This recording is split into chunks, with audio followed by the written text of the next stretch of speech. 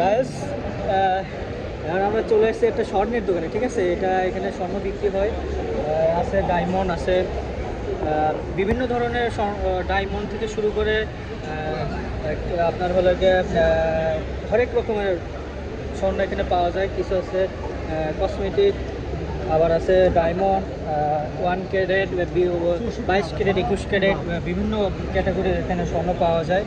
আপনি যদি চান নকল সেটাও পাবেন, যদি চান অরিজিনাল সেটাও পাবেন। সো এটাই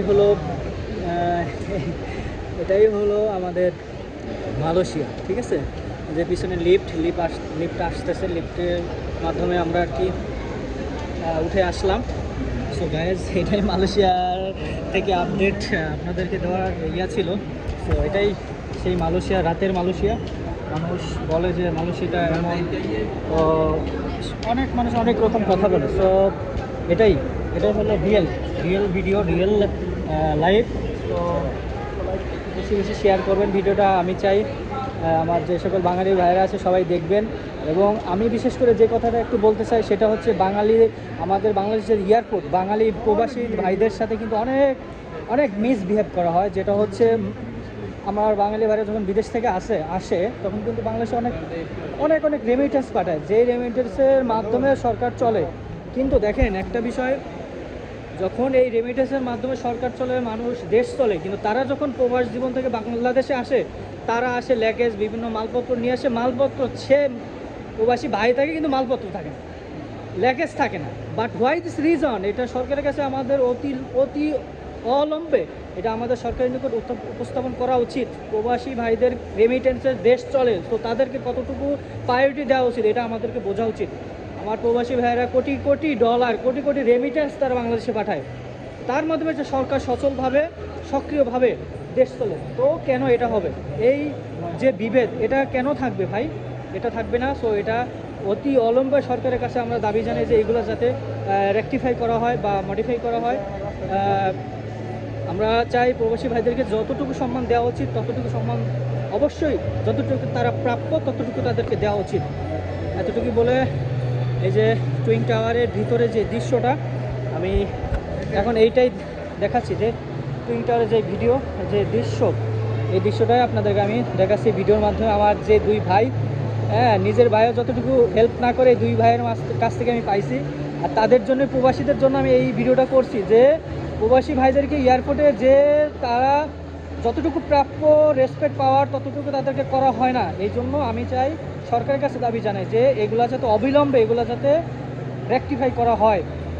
প্রবাসী ভাইরা আসে, তাদের ল্যাগেজ থাকে না, তারা থাকে 1 মাস ঘোরা লাগে তাদের ল্যাগেজ বের করে নেওয়ার জন্য, তাদের মাল থাকে না, কেটে মাল নিয়ে নেওয়া এয়ারপোর্ট থেকে। এটা কেমন ভাই?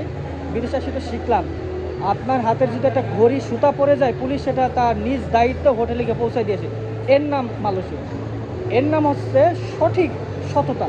তো আমরাও চাই এই বিষয়টা, যে বিদেশের মতো যাতে আমাদের দেশটাও আমরা গড়ে তুলতে পারি।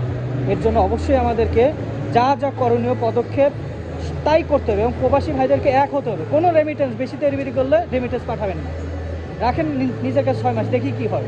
তো এটাই আমার বলার ছিল প্রবাসী ভাইদের উদ্দেশ্যে। আর এখন এই ভিউটা দিচ্ছি আমি, এটা হচ্ছে মালয়েশিয়ার যে টুইন টাওয়ারের ভিতরে সেই দৃশ্যটা। ওকে, সবাই চাই অনেক অনেক শেয়ার করবেন প্লিজ।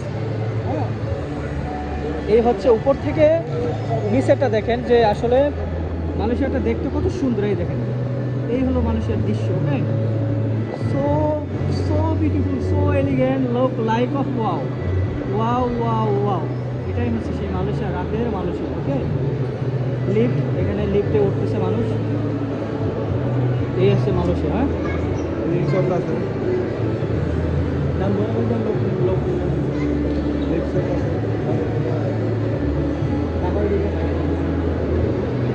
দুই ভাইয়ের কথা কখনো ভুলবো না। হ্যাঁ, বাঙালিদের ভাই দেখে, কিন্তু চেহারাটা দেখে চলে যায়। জানে একটু কথা বললে হয়তো 1 গ্লাস পানি খাইতে দিতে হবে, না একটু হেল্প চাইবে। এই জন্য বাঙালি মানুষ বাঙালির সাথে কথা বলে না ভাই।